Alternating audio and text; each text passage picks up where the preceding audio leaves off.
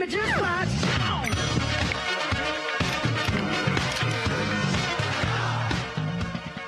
Don't believe me just like. Back on the Morning Brew with friends with Commander Gary. Commander Gary Opedal. You get a day off today for President's Day. City government is closed today. Right? It's federal offices, city offices, county offices. But we on the Morning Brew, we are here because we love doing this every week. And there's always news and stuff to talk about, like ART, which is big news for you guys last week. So Albuquerque Rapid Transit, this is going to really, I'm guessing, fundamentally change how we get around Albuquerque, because it's basically creating one lane for buses to go east, west, up, down, central, right? The vision is just a revitalized, shiny new penny all the way up and down the backbone of our city, all the way from tramway to I've been calling that the zipper. The zipper. Well, it's what it is going to be is going to have an effect on Central and in the surrounding blocks and neighborhoods. And what we just love about it is it's kind of like a subway on wheels above ground, and it is just so appropriate for Albuquerque because it's a 200th the cost of light rail, 2,000th the cost of subway. And people, do you think, will use it? People will use it because it's just like, think about the last time you went to the airport.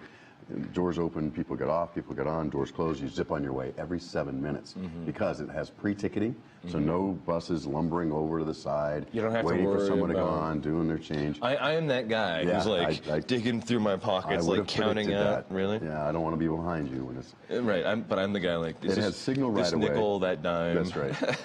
Signal right away and its own dedicated lane. For only the BRT and emergency vehicles. So it will be able to zip up and down Central and carry people every 7 minutes. So from UNM to the new Innovate Albuquerque, to the Convention Center, to the Biopark, the most visited place in New Mexico. My neighborhood down there. If people can live, work, and play on the same route, then that's the key. And if that's a way to get a family a raise of $8,000 to $12,000 a year is to get rid of a car. If I didn't need to drive my car, I wouldn't. No.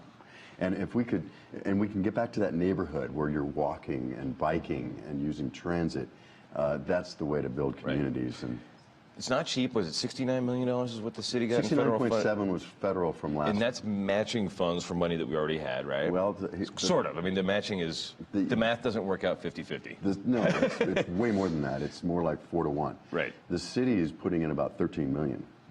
And what we're getting from the feds is $69.7 million from last week, another $40 million from other federal projects monies, and then we're going to do some streetscape and make sure that we fix the nice wider sidewalks and other streetscape things along the way. I know not everybody's a fan of ART. I mean, there are some people, but you're trying to, it's mainly the business owners along Central that are worried about losing parking, they're worried about the massive construction that's going to happen. It's going to basically gut Central Avenue for... You know, this is more of a scrape. This isn't a wall-to-wall, move things around, tunneling thing. Right. This is just a scrape, a few feet down, make a dedicated lane. It's not going to be, the disruption's not going to be what's imagined. So can I drive in that dedicated lane?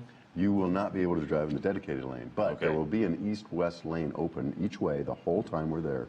And you know, we care about our businesses along Central. We really do. I'm a small business owner myself, and so we have formed the Small Business Resource Collaborative. It is going to be community entities within the Central region that are going to help on an individual basis each one of those businesses. As a matter of fact, we had a first meeting with Nob Hill already last Wednesday That's night. where a lot of the opposition has been in Nob Hill, because they're worried about the parking, and it already is a walking neighborhood, and construction would kind of hurt that for a while. But how long is it? 6 months? 8 months? Well, for what are we looking at? Each place of business is about 2 months direct, and say 3-4 months indirect. And how long is the entire construction campaign going to take? May of this year to September of 17. Oh wow, that's going to be quite a while. Yeah, so about a year and a half. Yeah, that's going to be huge. But it could really fundamentally change how we get around Albuquerque, right? It's the catalyst for how we become that city of the future. And then I think a big part of that, and a lot of this has come through the Reinventing ABQ series. That's right. And this week is when the next one kicks off, am I right? Reinventing 3.0. Right. The first one was and one day. And the 3.0 means Millennials, Economic Development, and Marketing. That's right. As well as just the third event. That's right. That's right. And it's 3 days this year, 3 mornings in a row. each on each of those subjects. First is the myth of the millennials, the second is economic development, and the third is marketing, and how do we want to present ourselves to the rest of the country. Right. Which is germane to us because we've just in the mayor's office, mayor's been big about, hey, we've got something to show the world now, including him speaking at South by Southwest this year for the first time ever. That's part of the marketing. It's a huge deal. And and we put $1 million into a marketing campaign that we're just now getting through the RFP process on, and so it's a big deal. When is that going to be announced? When will we find out who the new city marketing agency is? We're within the last 30 days of that process. That'd be cool. Yes. Yeah. And when those people, when that RFP is awarded, bring them on the show with you. Absolutely, I'd love to we'll meet do them. that. Love to figure out what their plan is, because when you write marketing plans, there's always somebody out there who has a different idea. That's right. And so I'd love to hear what these guys' ideas are and start figuring out where we can help, what the city can do, right? And that's what we like to do, is be disruptive. The mayor is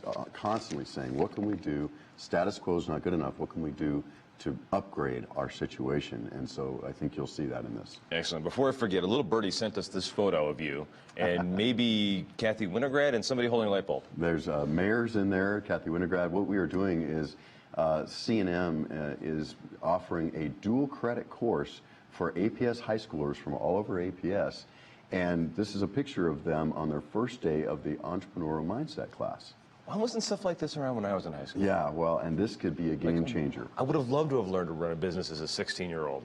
Imagine being a teenager saying, you know what, I've got choices. You know, it's a third nature, a third nurture, and a third my choices. And what can I do to make choices that I see every single thing that I come up against has an opportunity for an upgrade? What can I do to use creativity to do it? And we're going to have so much fun with these folks because, we are trying to combat an inhibition paradigm in our city, in our state.